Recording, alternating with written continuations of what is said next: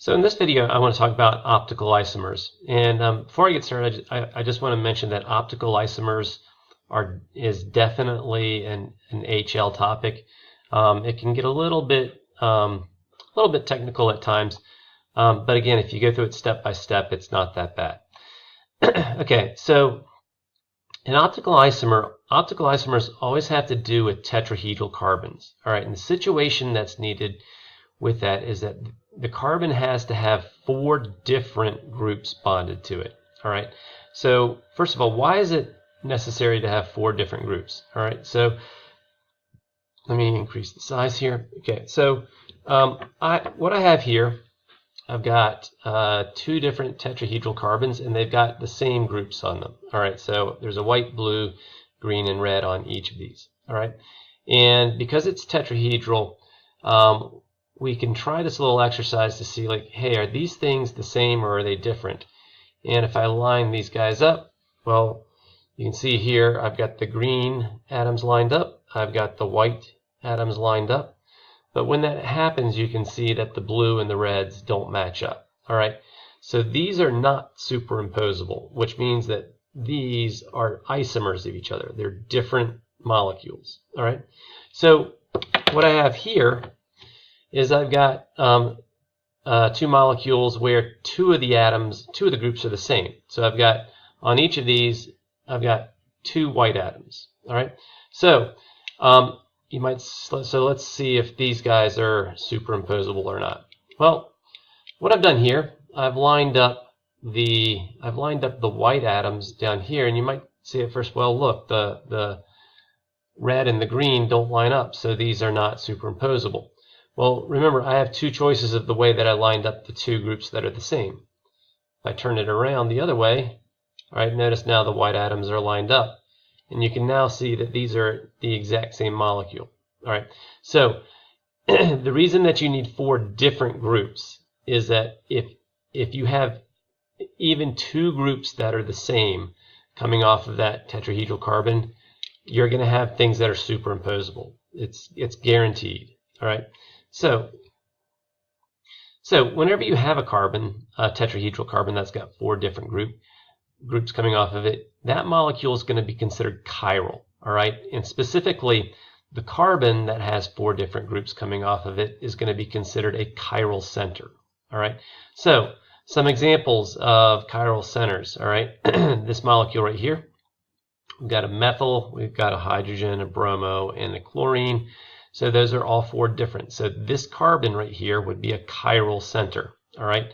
Here, it looks like we've only got 3 things coming off, but what you need to realize is that there would be a hydrogen that's just not drawn there, and that would be going in the back direction. All right. So if you draw the hash line with a hydrogen, that's what this would be. So your 4 groups are an ethyl group right here, a chloro group, a methyl group right here, and a hydrogen. So those are 4 different groups, and that's a tetrahedral carbon. So that's considered a chiral center. All right. Notice that what I did here in going from this molecule to this molecule is I just added 1 more methyl group here. All right. So if you extend that right there, all right, all of a sudden this is not chiral. All right. So take a look at that, see if you can figure out why that's not chiral. All right. So if you haven't figured it out, well, 2 of the groups are the same. This is an ethyl group right here. This is an ethyl group right here. So even if I were to draw a version of this with the chlorine going back, they would be the same molecule. And sometimes it's going to help in doing this is for you to make your own models to prove some of these things to yourself. Going back, what makes things with chiral centers special? They're special because they have what's called handedness. All right, and obviously the name comes from the concept of how a hand works. Let me increase this. All right, so if you just think about your hand, all right, your 2 hands have the exact same features. You've got a thumb and 4 fingers and a palm. All right, and everything's kind of connected, but there's an intrinsic difference between your left hand and your right hand. All right, going from thumb to pinky here, you would go in one direction, but here, going from thumb to pinky, you would go in the exact opposite direction. Okay, so this is showing those two molecules earlier that were not superimposable. If you take a look at this, going from blue to green to red, blue to green to red, we would go in this direction for that molecule. And over here, blue to green to red, you're going to go in the exact opposite direction. All right, so that's what they mean by handedness. All right, so and this is going to be true in all the molecules that we talk about. So before going into what these isomers look like, first I want to say a little bit about why they call them optical isomers. The name comes from a property that they exhibit. All right, and the property is that they rotate a plane of polarized light in a certain direction. All right, so what that means, I'll actually show an example of this in class, but let's pretend that this is a light beam where the tops of these peaks, this light wave, if the tops of these peaks were exactly pointing straight up, all right, we're going to call that 12 o'clock light. All right, well, this thing could get kind of rotated. If these peaks right here were to rotate towards you, and it's kind of hard to see this because it will require 3 dimensions. But if you had a sample that had one of your isomers, like let's say that we had this particular isomer in this tube right here, it would cause an effect. It would cause that light to get rotated a little bit. All right, so and it's going to rotate it in one direction.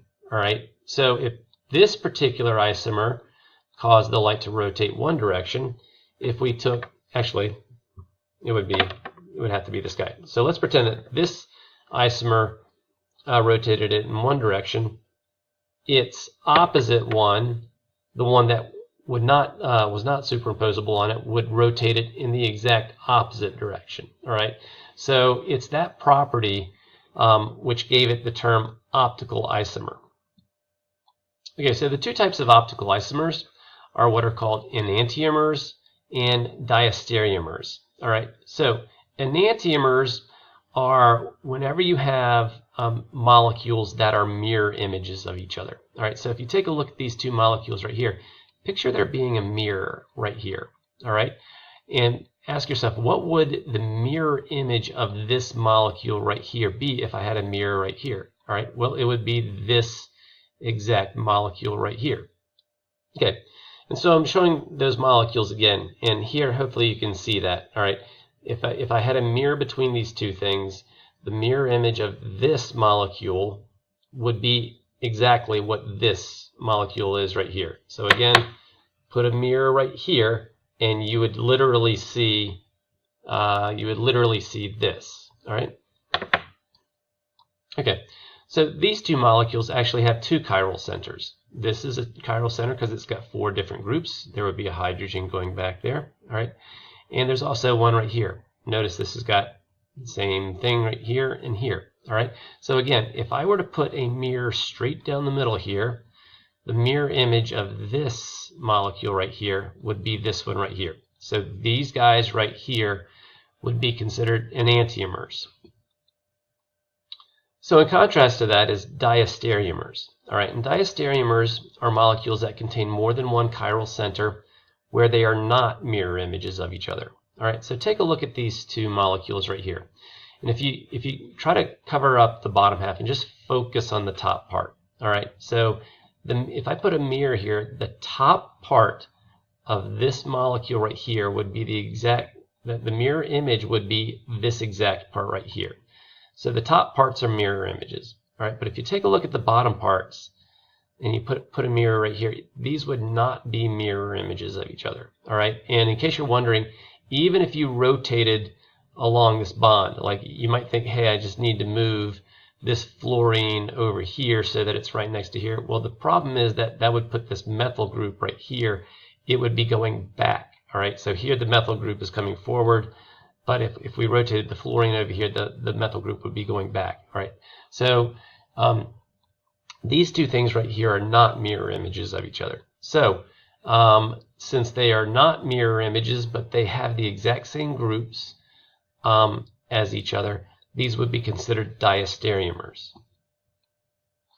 So first a little bit about the physical properties of enantiomers. All right, enantiomers are going to have most of their physical properties are going to be exactly the same. All right, and by that I would mean color, melting point, boiling point, viscosity, solubility, etc. All right, if I had a bottle of pure this and a bottle of pure this, they would both have the exact same melting and boiling point. All right, and there's a reason for that. Okay, and the reason I'm going to give, we'll just use the example of, say, melting point. All right, well, one thing that affects melting point is how well the molecules stack together. All right, so let's pretend that you had a bunch of right hands. All right, if I had a right hand and then I had another right hand, I could stack that right hand right on top of this one. All right, and then I could stack another one on top of that and another one on top of that, and there would be a certain way that those right hands could stack with each other. All right, well, ask yourself, could you do the exact same type of stacking with your left hand, where you took another left hand and put it on top and another left hand? All right, so any type of stacking that your right hand can do, your left hand could do. All right, it's just doing it with a right hand oriented object over here and a left hand oriented object over here. All right, so if you have a bunch of these, they can stack with each other.